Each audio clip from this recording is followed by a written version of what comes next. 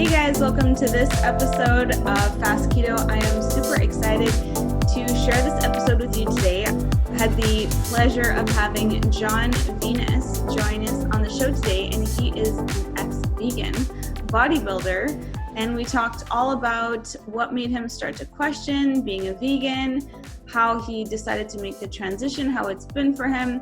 And it's a really fascinating episode. We talked all about, the mindset, the ideology behind veganism. And, we definitely had a lot to relate on, being that I was vegetarian for most of my life and vegan for part of it, going from that all the way to keto and then, keto carnivore.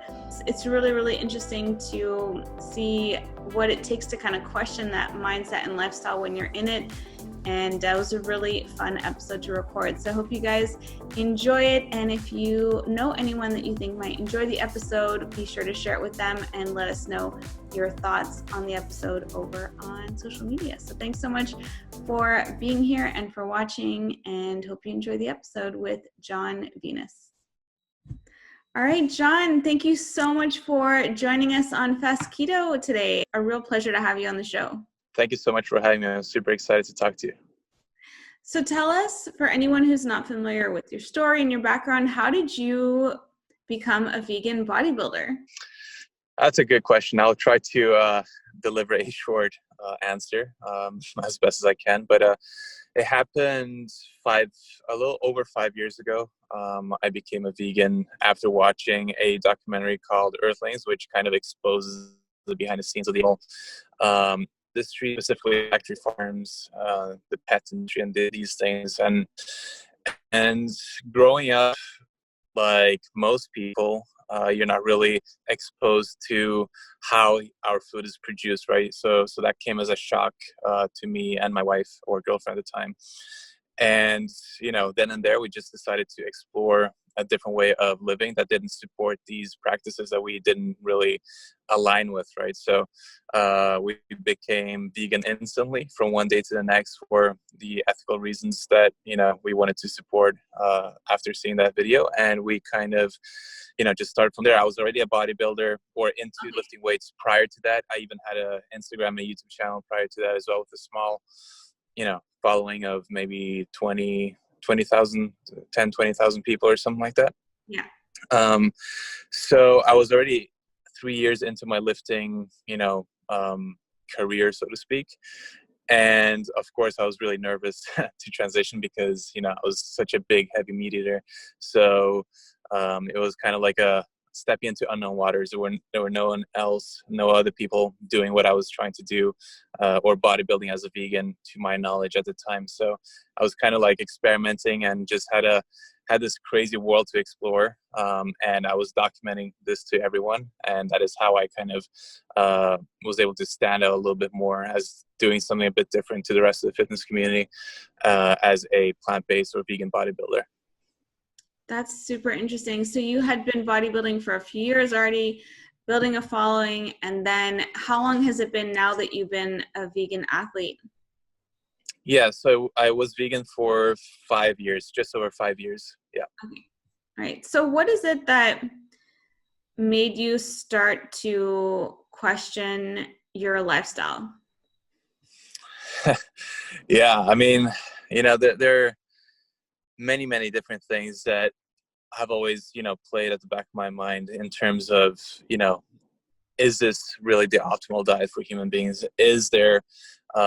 Are there different holes in this diet? Are there potential issues?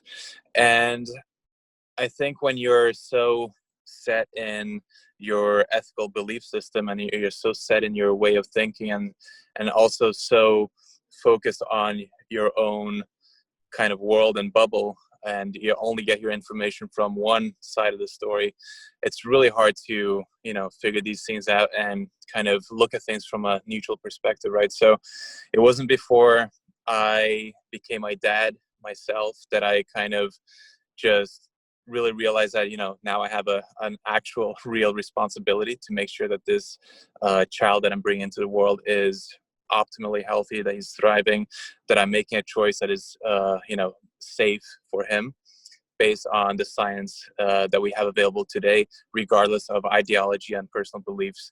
So that's when I, really started daring to step to the other side of the spectrum and look at the science and the literature and different opinions from different experts from all kinds of fields.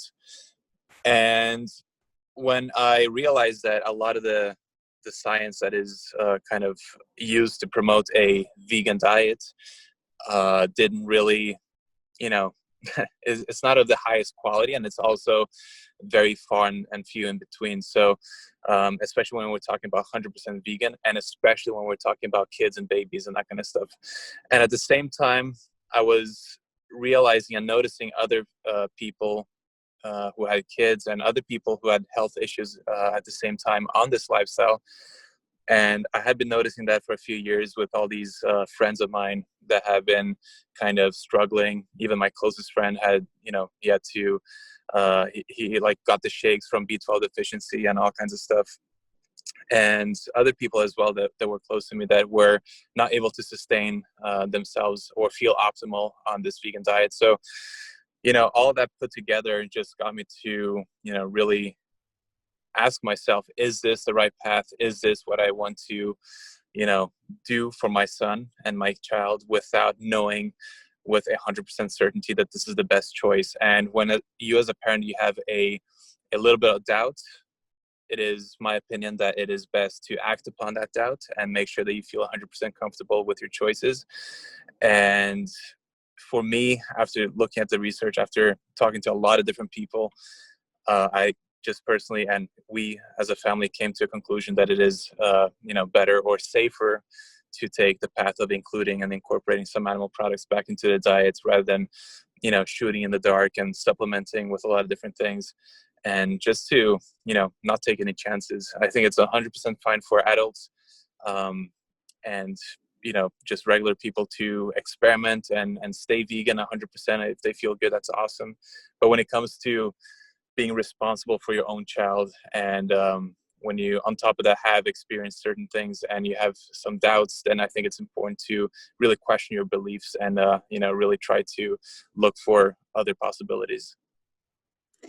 Yes, and I actually heard Rob Wolf saying on a podcast today that he believes in Europe it's considered child abuse to have a vegan, to raise your child vegan. I don't know if you knew that. I think there is like one country, or like I think it's either Switzerland or Italy was talking something about that as well. But I don't think like most of the organized or the government organizations have the same position as the American Dietetics Association that they kind of all linked back to, right? So they all say that it can be can be healthy for all stages of life. And I think most countries like Norway, where we are right now, they have the position that it can be healthy. They don't have a stance against it, so to speak. So yeah, apart from a few countries in Europe, most of them are kind of, not for nor against, but they're just like, kind of in the middle. There is no black and white statement. But I'm sure, as more science comes out, people and organizations will take different stances on it, and maybe more organizations will actually consider it kind of illegal or more dangerous than we previously thought. I'm not sure. It's so interesting to me. What are the things in talking to people who've made the transition? Like I did myself as vegetarian for most of my life until 6 years ago. But when you're in that culture and that community that you just go like this, yeah. And you don't want to hear anything, because anyone who's a meat eater or like, God forbid, like a carnivore is like evil, so you just like, you're so blinded to it. And I know for me, it took, like my best friend who I lived in Vancouver, she grew up on a farm, and, I would like ask her things once in a while, like, is it true that, this thing I saw in this movie? And she's like, no, is this true? And it was talking to someone who was raised on a farm that I was like, oh, well, maybe some of the stuff I saw in those movies and in this, culture, maybe they weren't fully true. But it's very hard to break that mindset. And what scares me now is looking at the deficiencies that I now know I had and that I know that vegans have in their diet. that it can create a kind of a negative self-reinforcing cycle where you can't think clearly as well when you're nutrient deficient. And so you can't actually have like real critical thought when it comes to like, am I actually making the right decisions? But it's really amazing that you did. And it was your son that kind of made you start to do some research. And I know you kind of saw some research of like who's maybe funding like American dietetics and who's behind all this influence of telling us that, eating plant-based is the healthiest thing. Mm-hmm. Yeah, no, I did a lot of digging, and I'm not really a person who really enjoys sitting down all day and reading different studies and papers. I don't like that. I prefer talking to different people who are doing that all day and just talk to as many people as possible and come to my own conclusions that way rather than just spend a lot of time reading myself. But when it came to making that decision for ourselves, I kind of was forced into reading those papers myself to have my own objective opinion about everything, right? So one of the things, like you're saying, is that a lot of these organizations that are considered very authoritative and very high powered in terms of the hierarchy of evidence that a lot of doctors like to refer to. Unfortunately, a lot of these organizations are funded by, big food, and big pharma. So there's a lot of pharmaceutical companies, a lot of, junk food companies, a lot of meat and dairy industry companies as well. And also a lot of these, just garbage ideological belief systems are also put into place in these things. And in terms of the Dietetics Association, I also learned a lot about who started the Dietetics Association, who is behind the whole thing, who's kind of influencing and pulling the strings. And I by no means have the answer to anything, but I do know that it's not just pure science and objective thinking that is going on right there, because even when you look at the position statement for vegan diets, or they group vegetarian and vegan diets together like everyone else and all studies do, which is really problematic in the first place. But even for that statement, it was obviously, they didn't really disclose the conflicts of interest, because there were Seventh-day Adventists who were vegetarian or vegan who, came up with that statement and, was pushing for it, as well as the fact that a Seventh-day Adventist and the ideology of the church was heavily, influenced and influential in establishing the whole American Dietetics Association in the first place. I believe the founder was actually from, that religion itself. And I'm not saying that everything is biased and wrong, but you have to ask a few questions and you have to be objective, and you have to look at the statements and look at what studies are referenced to back up those statements, right? A lot of people forget to do that because they don't have time, they're busy, they don't know how to read studies. And when you look at the quality of the studies they reference to back up the statement, you quickly realize that we don't have as many answers as we thought we had, and that a lot of nutrition science in general is very primitive compared to physics or something like that. It's a lot of guessing, a lot of poorly managed and conducted studies as well. And it's hard. It's really challenging to make really good, randomized controlled trials and quality studies in nutrition, because there's so many factors and so hard to control. But people just don't realize that we have very little idea and very, very limited good quality studies when it comes to nutrition, and especially when it comes to vegan diets. There is, almost nothing, and especially for kids and children, which is why I didn't feel comfortable, or one of the reasons why I didn't feel comfortable to move forward with this. And I didn't want to, look like a person who was recommending or saying that a vegan diet for kids is more optimal than a omnivorous diet or a 80%, 90% plant-based diet, for example, because there's a huge difference in that. And a lot of times you'll see vegan doctors and researchers and people who are in the medical field who are promoting the vegan diets. They will be ethical vegans themselves. So obviously they have a bias, a subconscious or conscious bias in there. And a lot of times they'll reference studies to promote their vegan message, but a lot of times they will not disclose that it's the studies that they're referencing were not done on 100% vegan population, or the control group, or the test subjects were not 100% vegan. There's always some fish, some dairy, some eggs. And plant-based, the term plant-based can mean so many different things in the scientific literature.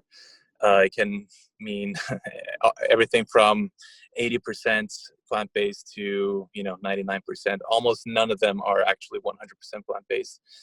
Even the most referenced studies by these vegan doctors. So we have very little studies and science to support a 100% vegan diet for all stages of life. And what these plant-based doctors a lot of times seem to do is pretend that we do have all the answers, and we do know that this is an optimal way of living, when in fact we're very far away from coming to that conclusion. This is very true. There haven't been a lot of actual long-term studies done, and yet humans for millions of years have survived off meat. And we look at the Inuit and the Maasai, who were not able to, the Inuit couldn't get access to any plant foods. They lived off of just protein and fat. And same for the Maasai. And they're some of the oldest living, tribes and cultures. But, I don't think any vegan tribes made it long enough, to this point.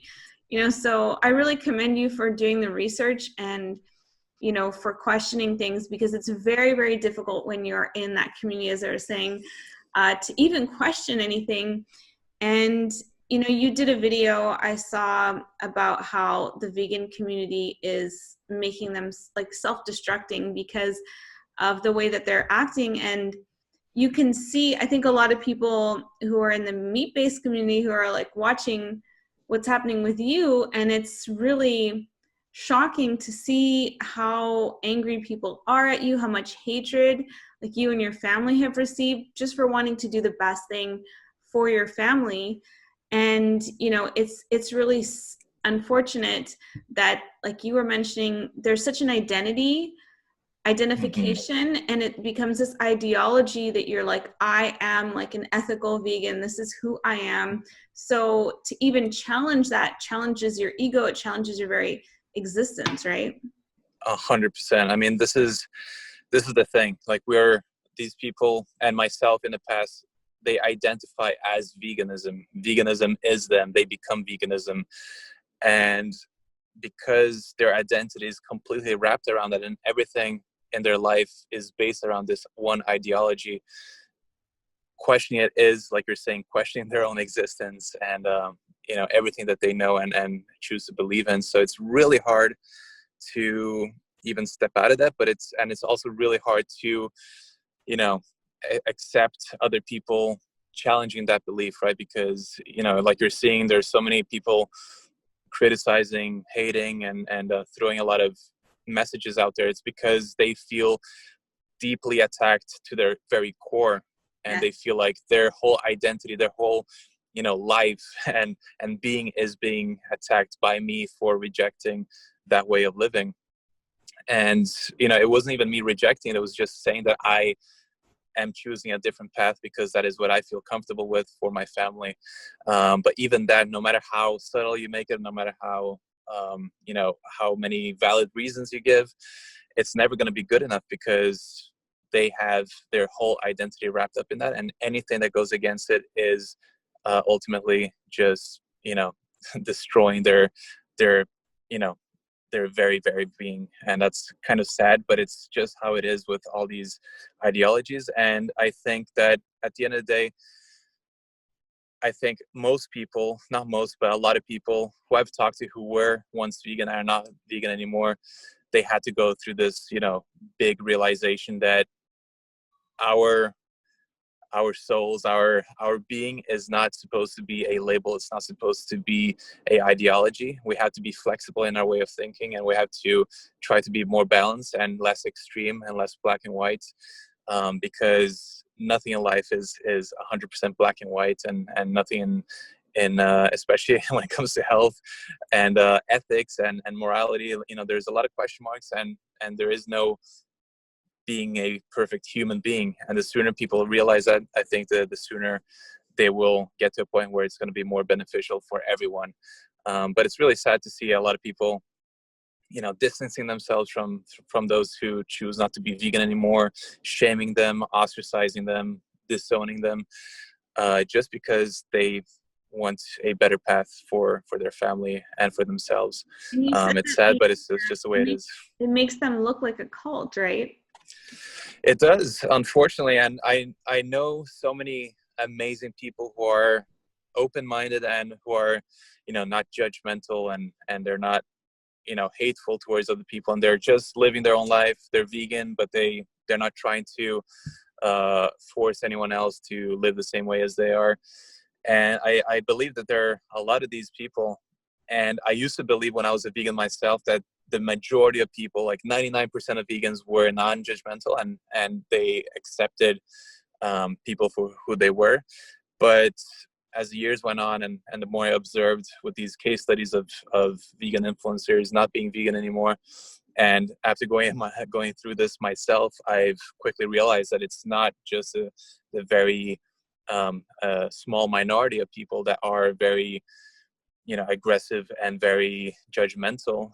It is a little bit more than I initially thought. And, I'm not going to say that it's the majority of vegans, but it's definitely a bigger and larger number than a lot of people realize when you're in that lifestyle yourself. And, for me and for us, we don't really take that to heart, because we understand, because we were there ourselves as well. We had that same mindset. And now that we don't, we can kind of accept the situation and not take it too hard, and not be depressed or sad or frustrated. But at the same time, when you have close friends disowning you for the choice that you made, then it gets a little bit more challenging and a little bit sad. But then it's kind of like another thing of realizing that people who become friends with you just because of your way of living, and how your behavior supports their behavior, and they don't really support you after you change, then they were not really your friends, and they were not really close to you in the first place. Luckily, that hasn't happened a lot, but there have been a few cases, and it's sad. And I know so many people that go through that. They go through it when they become vegan, because they kind of reject their own siblings, their parents, and then they go through it again when they're no longer vegan, because they go through the same with their new vegan friends that they made after. So it's definitely strange how people are so wrapped up in their own identity, and that they cannot get along with other people that make a different choice. It's sad. Yeah, I definitely agree. And it's kind of a microcosm of how the whole state of the world is right now. It's like, you agree with me, I love you. You agree with me, I hate you. It's really like that basic, like, if you love the same things I do, then we're going to be best friends. And if you don't agree with me, then, I have nothing but hate for you. Like, why does it have to be, so extreme? So it's really sad. But I have seen a lot of, like, looked at some of the comments on your videos, and I did see a lot of like positive ones too, like people saying they have so much respect for you. And I love how you're sharing your journey in this, and how your family, you're setting up like a little chicken coop in the backyard, and you're doing some farming, and you're taking the time to learn and understand. And what's funny, ironic to me, when I was vegetarian and vegan, like, I didn't do the research. I didn't, look at this stuff. I just saw some movies and I believed everything. But now what I found, like, being meat-based, is that I care more than ever about, like, how animals are cared for, how they're raised. I didn't care when I was vegetarian about all the animal death that happened when you clear fields and you plant crops for humans on there. Like, I didn't care about their lives, like, but somehow I cared about, like, the cute pigs and, cows and all that. But I think it's great that you're taking people along your journey, and you're showing, like, well, I really do care about animals, and this is the way that I'm going to do it. Animals in the wild face really, like, pretty gruesome deaths, when they're killed just in nature, because that's how nature is. But there are ways that as humans we can coexist with animals. We can, partake in regenerative farming, where they're a whole part of this life cycle, and we can care for them, treat them very humanely with a lot of love, and also, eat animals themselves. And I saw you actually said you're going to learn how to hunt. And to me, that's really taking the ultimate responsibility of like foraging your own food, finding your food yourself, and like really owning that whole process. Yeah, 100%. And to me, that seems so obvious after, going through that transition. But, to those who are still stuck in the way of thinking that if you are eating animals, you are a hating, abusing, exploiter, and all kinds of bad names. For those people, it's really hard to understand that you can go from an ethical vegan to a hunter. And I've gotten so many threats because of that, and so many bad wishes, and it's horrible.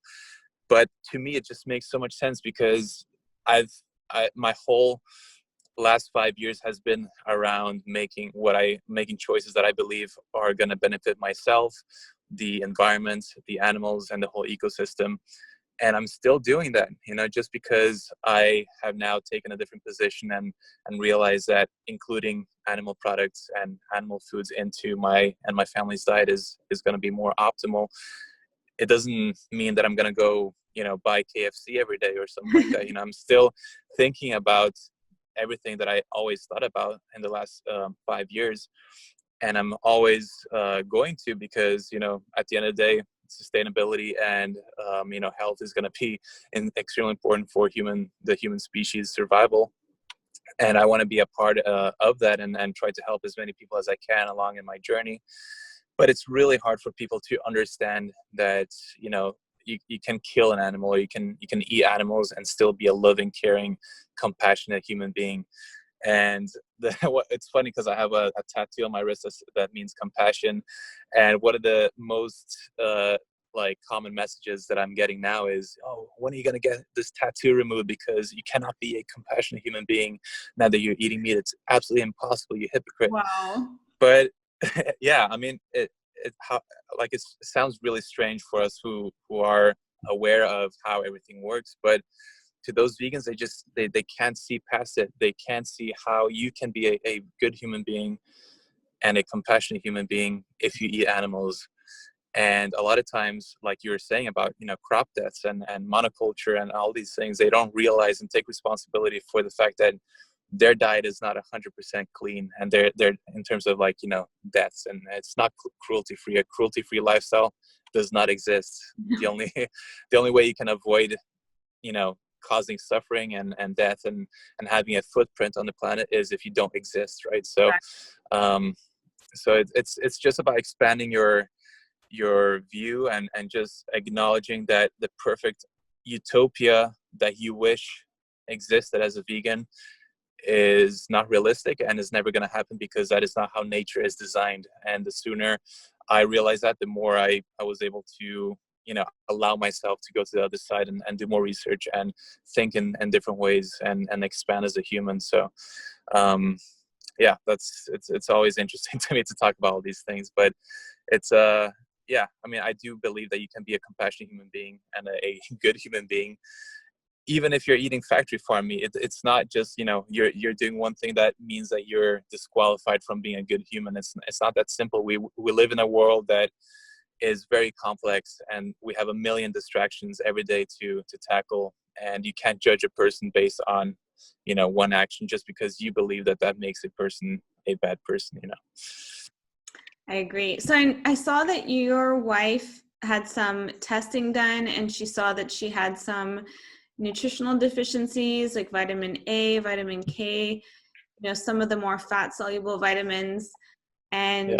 you had noticed for yourself, maybe I don't know if it was recovery issues, or you said you had some skin, maybe digestive issues. So what were some of the things that you were starting to notice, and what has the transition been like for you? I know you sort of said that you've been adding in oysters and wild caught fish back in. Mm-hmm. Yeah. So right now I'm eating eating wild caught meat, fish, and eggs, and that's pretty much it. But mostly deer, and we have some trout in the mountains as well here. which are not contaminated, which is like, we're very lucky. And then we also have some fish in the sea that we, eat quite regularly as well. But I started off with oysters and eggs because they were kind of like the easiest kind of transition, and kind of like, and also at the same time the most nutrient dense in terms of the amount of nutrients that exist in these foods. They're sort of considered as superfoods for a lot of people. So I did not experience any health issues as a vegan, or at least I didn't think I was experiencing any suboptimal kind of performance apart from my injury that I had. But everyone can get injured, right? So it wasn't something that I kind of blamed the vegan diet on.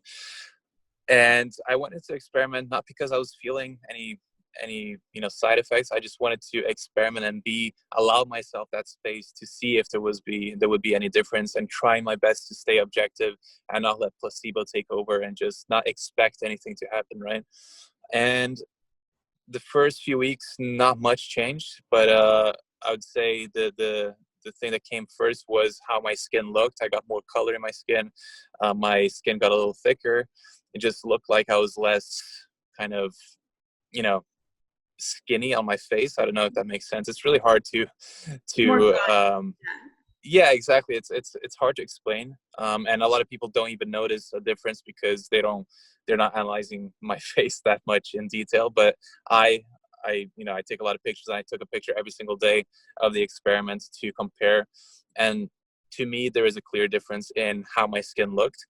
But that in itself wasn't enough for me to say, okay, well, I mean, it could be, many different reasons for that. Could be better sleep, who knows? But then I got rid of my muscle cramps that I've been really struggling with for 2 years. After each arm day or chest day, I would have a huge muscle cramp if I tensed my muscles after the workout. And right before I did this first experiment, I had the worst kind of experience with cramping ever. Like, I was doing a stretching video for YouTube to show how I was working with my lower back pain. And I was doing a cobra pose, and my triceps just like completely locked up. It was both arms at the same time. It was horrible, like the worst pain I've ever felt. And I couldn't move. I was just like on my rooftop, laying there for 7 minutes, just breathing, trying to get the pain to go away. It was the worst experience ever. And after eating oysters and eggs, after, a couple days, I didn't get that cramp, and I still haven't gotten, cramps. I got it once, but it was nowhere near as bad. And, that is a huge improvement that I've noticed. What else? I think, joint pains. I've had a little bit of joint pain. It's not completely gone yet, but that is something that I'm hoping that will, kind of get fixed. I have a little bit of elbow and kind of like forearm joint pains, but apart from that, nothing serious. I wasn't, super deficient in anything. I was always taking my blood tests every single year, going through them online, and showing how it was possible to be healthy as a vegan. My wife had, slight deficiencies, and vitamin A and K, and probably K2 because of that. So, and we know so many people, and I coach people full time, and I know a lot of people who have, struggles, especially digestive issues, that allow them or don't allow them to eat a lot of the foods that you kind of have to eat to thrive on a vegan diet as well. So it's a very tricky subject, and there is no black and white answer and kind of a quick way to fix all these things. The only thing I know that it is not as easy as a lot of people make it out to be, and it's not as simple to make it work for everyone. There are many people, I still have 6 family members who are predominantly or 100% vegan, and they don't seem to have any issues. So I'm not going to sit here and say that I know it's going to cause issues for everyone, but I know that it is not 100% optimal for everyone, because there are many people who struggle at the end and develop deficiencies, develop, eating disorders, and many different things as well. Yes. And looking back now, I see my choice to be vegan was like the height of privilege, in terms of you can be a healthy vegan somewhat if you can afford all the supplementation and you have access to it, whereas like we're going around vilifying the lifestyles of people and telling them like the rest of the world all needs to live this way, when that's a privilege, like to be able to forego the most nutrient dense food in the world and then go and try and find the right amino acids and all the supplementation, the B12, choline, all the fat soluble, all those things from other sources. Supplements are not cheap, and they're just not available everywhere. And so it's really a privileged position to be in, to be able to say, I'm going to ignore and forego all the most nutrient dense food in the world, to live this lifestyle, when there's a cost, right? There's a cost, like you were saying, there's no lifestyle that's, cruelty free. But it's interesting to look back at it now and see like how much you have to go through to live that lifestyle. And it's hard for me watching like a lot of celebrities.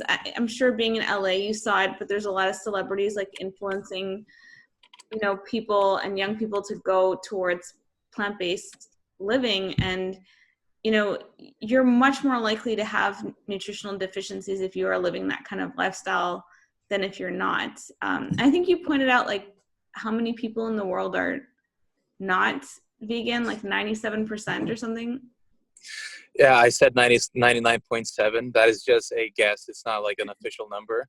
You'll have vegan news outlets claiming that 7% of the whole world is vegan, which is not true at all. I do think that it's more like 99.7% of the population, like I'm saying, because of these, how they come to these statistics is pretty limited. And like you're saying, it's a privileged position, because I even have friends who have, who work with in very poor areas around the world, and they have kind of tried to, feed a plant-based diet to these kids and to these adults who are, struggling to meet optimal nutrient requirements. And it's kind of impossible, because they don't have, like you're saying, they don't have the money to supplement with B12, for example, and omega-3s and these things, and vitamin D3. So it becomes impossible, and it's a luxury. And these people are living on less than $1 a day, and we can't really expect them not to eat the only thing that they have access to that is actually bioavailable and going to benefit them, right? And you do see a lot of these poorer countries that are, very, very plant-based unintentionally because of the lack of resources. They are, they're developed, that they have issues. And that's not to say that you can't construct a well-planned plant-based diet to make it more optimal. It's just that it's not realistic for these countries to have access to all these different varieties of food that you have to combine and put together to optimize a plant-based diet. It's just not realistic for the world to go vegan, especially for the majority of people. We're so focused in the West, in the US and Europe, that we kind of forget where the majority of the people live and how much access to food and supplements they actually have, which is very little.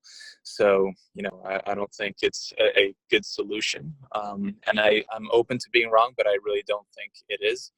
And the more that, I'm still very early on in this journey. I haven't, been able to study and learn that much in only a couple of weeks.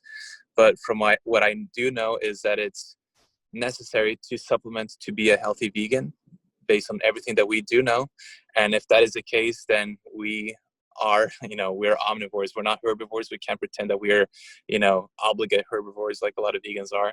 And therefore we should not deny our, our needed necessary food source, like animal products. We should not deny ourselves from that, and should not expect anyone to deny themselves of that if it is required for optimal health. With, as long as you're supplementing and doing all kinds of things, sure, maybe you can do really well, but that is not a realistic position to take for the whole world as a whole. So how do you compare like bodybuilding and fitness with meat and protein? It must be a lot easier than it was doing it with plant protein. Are you feeling a difference at all? So I cannot comment on that yet, because we've been on lockdown and I haven't been able to go to the gym for months. So I haven't even started training again. So I haven't worked out it since I left LA So it's been like 3 months since I haven't worked out properly, just been doing push-ups and pull-ups and, some dumbbell work. So I'll let you know how that goes. But I think, I don't think it's a big issue. Like, if you really know what you're doing as a vegan, I think you can build muscle, maybe not optimally, but you definitely can build a lot of muscle. But it does require you to really focus on the high protein foods like tofu, tempeh, quinoa beans and protein powders. And you really have to eat a big amount of food, like I'm talking 4,000 or 5,000 calories. Some people more than that, right? So it's possible, and I've done it myself. And I have many people in my best friends are still doing it. So I know that it's possible, but we have a lot more Mr. Olympias and people who are performing well in the sports and athletics field that are not vegan. And I do believe that, we're not going to see a huge surge of vegan athletes and people who are doing well and winning gold medals as vegans, because, a lot of the ones who are on their way to doing that have kind of stopped and realized that it wasn't the best for their performance. And as a result, they're back to eating animal products. And I'm not saying it's not going to happen, but it doesn't look that way for me right now. Yeah, I've definitely seen some athletes who are featured in Game Changers who've had a lot of injuries, and it's kind of hard to watch because the benefits of animal-based proteins have the amino acids to repair tissue and muscle much better, whereas the amino acids in plants, they're amino acids for plants. Like, they're not built or designed for humans. And they do, plants also have a lot of anti-nutrients in them because they don't want to be eaten by us. They have their own self-defense mechanisms and things. So I know I personally, like, my health has just gotten better and better and better in the last 6 years. When I was really struggling, and, there's this like principle of least harm. People talk about ethics a lot, and like, I was harming myself. And with what I know now about nutrition, I'm like terrified of how inadequately, I was nourishing myself. How's it been transition-wise for you as a family, and like with your son, like, eating animal products again? Yeah, I think it wasn't really a big struggle for us once we've kind of gotten to the headspace of, okay, this is probably going to be, the healthiest for us to eat. So with that in mind, again, you're talking about ethics, but we have a responsibility to be ethical to ourselves and to our families before being ethical to the environment, to animals, etc. Right? So just thinking that way, just thinking about ethics towards ourselves and our son and our family, it wasn't a difficult thing. It wasn't like I saw like these animals on my plate and I started crying and broke down in tears or anything like that. I was 100% okay with it, and actually I was just in a space of gratitude. Every time I eat a animal right now, ever since I started incorporating them like 2 months ago, I'm very, very grateful for that nutrition and the animal that is on my plate. And that is something that I don't think many vegans are kind of thinking about gratitude when they're, eating their food and their Beyond Meat burgers and that kind of stuff. I don't think a lot of people and humans in general take the time to express gratitude to the universe and to their luxury of being able to have food on their plates. So that has really been something that I've noticed a lot, and it's just made everything just more obvious to me and more beneficial and more positive, rather than just feeling guilt and shame for eating something that you previously believed was toxic and murderous or something like that. So we handle it really well, and we're still handling it well. We're still very early on in the journey, so we things might change in our diet. We might incorporate different animal products that we haven't incorporated yet. Who knows what's going to happen? But the only thing that I know is that I really doubt that I'll ever go back to a 100% vegan diet. I just don't see that happening. Yeah. I mean, there's some amazing principles in like eating animals, like eating nose to tail, where, Right. no part of the animal is wasted, and you get so much nourishment from the organ meats, like, you know, the liver. Like, there's just, you know, talk about vitamin A, it's like it's so high you almost have to be careful not to eat too much of it. Yeah. But there's a lot of principles like that where you can, especially if you're hunting and sourcing, you know, the animals yourself, like you have to come face to face with the fact that you're taking this life, and you have this incredible gratitude, like you were saying, you know, for that. So that's really cool. So what do you plan to keep like posting and sharing about sort of your whole journey on this? And I'm curious if you've connected with any other like prominent sort of ex-vegans or people, you know, who may have seen you going through this and like, you know, reached out to you.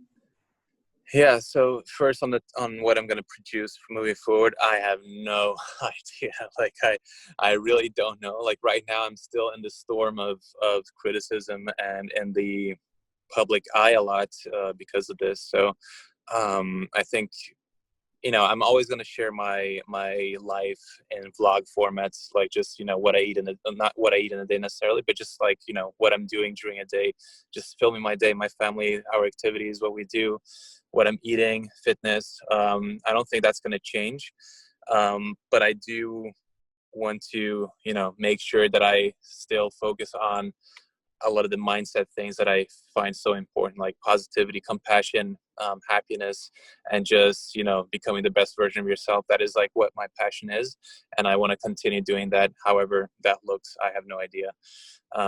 But yeah, like, and in terms of if I've connected to anyone who's, who used to be vegan and are now ex-vegans, I never really, you know, remove myself from, you know, I never shamed someone or a influencer for not being vegan anymore. I've never done that like a lot of these influencers are doing.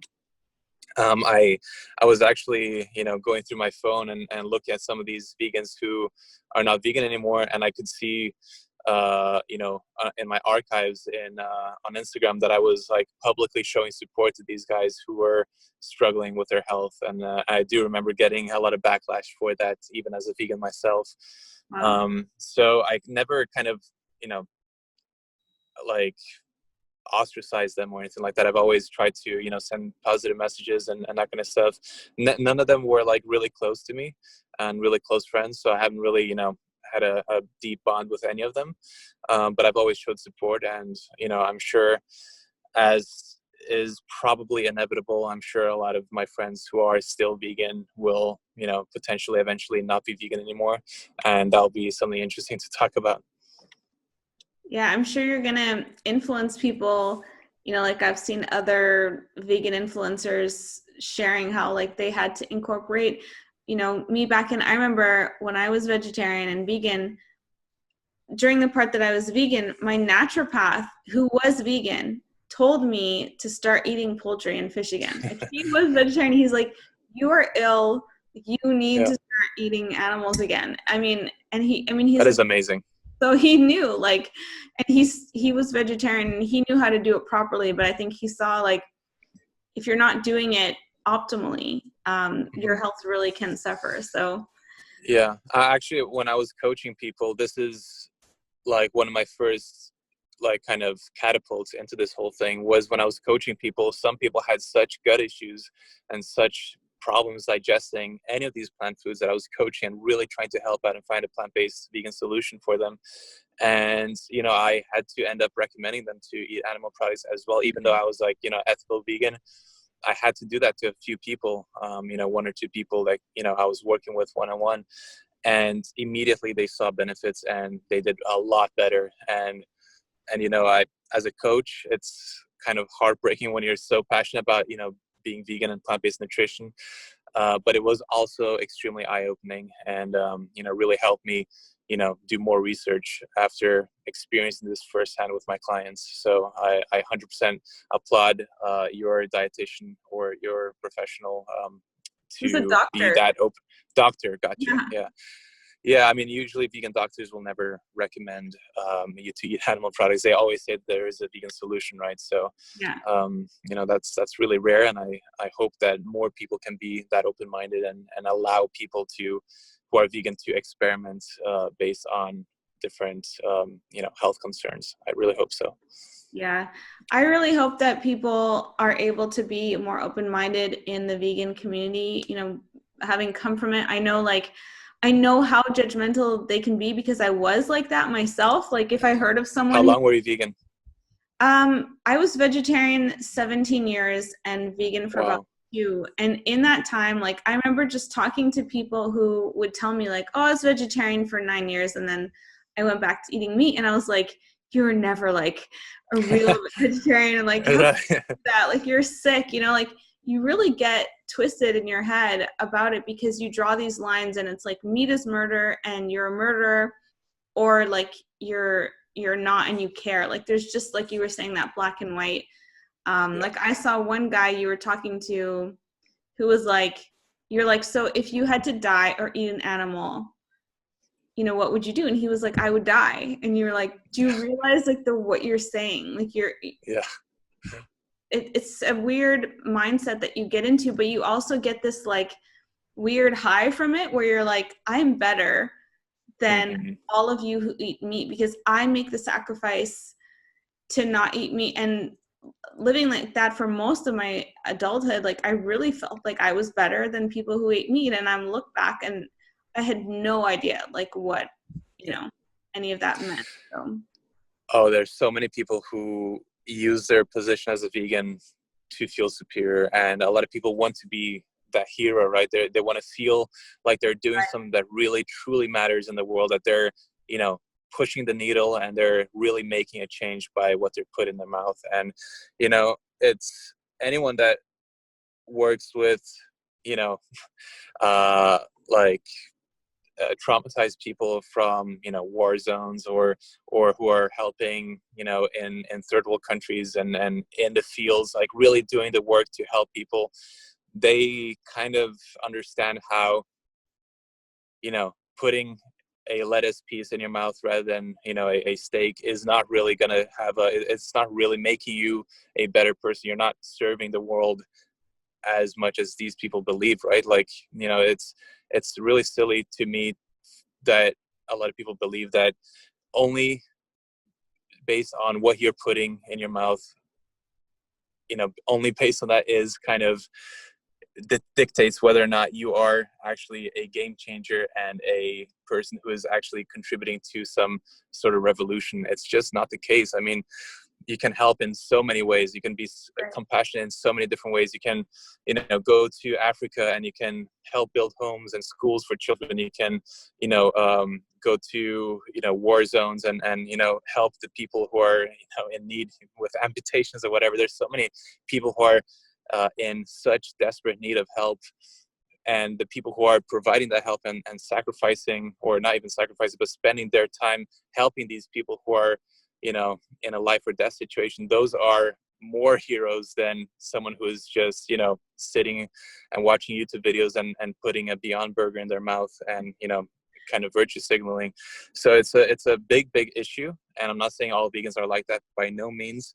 Right. But I do know a lot of people use veganism as a crutch and as a way of feeling much better about themselves, because a lot of times deep down, they know that they're not doing enough and they're just living their life mindlessly, and now they found an easy solution, and it's to eat Beyond sausages, and that's it. It's really sad, but yeah, a lot of people use that as a crutch.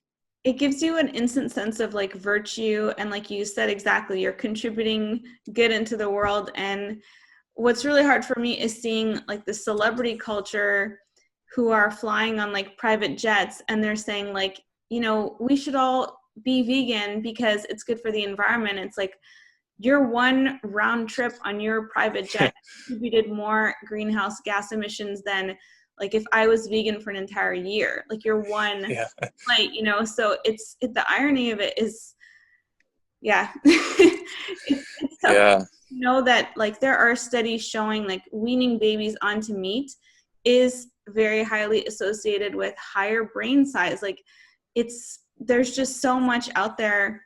Oh, you went up for a second.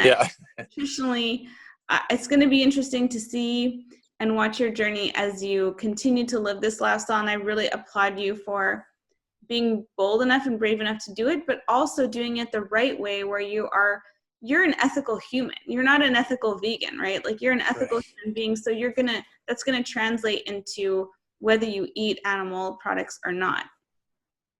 100%. I really appreciate that. And it's good talking to someone who's been there and done that, because a lot of times, you're talking to either a vegan who, is extremely ethical, or you're talking to someone who is anti-vegan, right? And you've kind of been, in both, kind of like, you've been a vegetarian for so long. So it's really cool to talk to you because you know where I'm coming from. So I'm sure that a lot of people listening can't relate as much, but I truly believe that if you are ethical, if you have good intentions and you're doing the best you can personally, and you're looking out for your family, your friends, the community, then you are truly a good person. And don't let anyone tell you that you're not.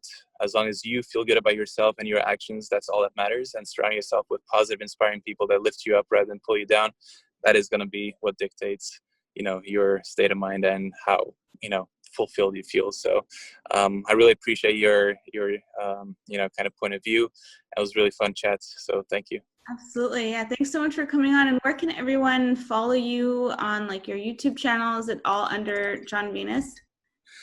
Yeah. So my YouTube is just called John Venus, my name, and same with Instagram. And I have a podcast that I'm not really, focusing on too much. So who knows, maybe I'll start that up with a very different spin to what I was doing before. But yeah, just search my name and you'll find me. Awesome. I definitely think there's a lot of value in helping other people navigate, the transition, so I definitely keep putting stuff out there. And thanks so much for being here today, John. Thank you so much. It was a pleasure. All right, you guys, thank you so much for joining this episode today with John. I had such a great time speaking with him about his experience of making the transition from vegan or ethical vegan to being a meat eater again and eating animal products. And I hope you found the episode fascinating as well. So be sure to leave any feedback, comments here if you're watching on YouTube. If you wanted to watch the episode and you're listening, head over to the Ketogenic Girl channel and you will get to watch the video because we recorded it. And leave any comments or questions if you want on the video. Be sure to hit the like button on your way out. And if you want to check out more from me on keto or carnivore, you can go to ketogenicgirl.com and you'll find all of my meal plans and coaching available there, and send me a message if you have any questions about any of the programs there. So until the next episode, wishing you a fat-fueled rest of your day, and thanks for listening or watching.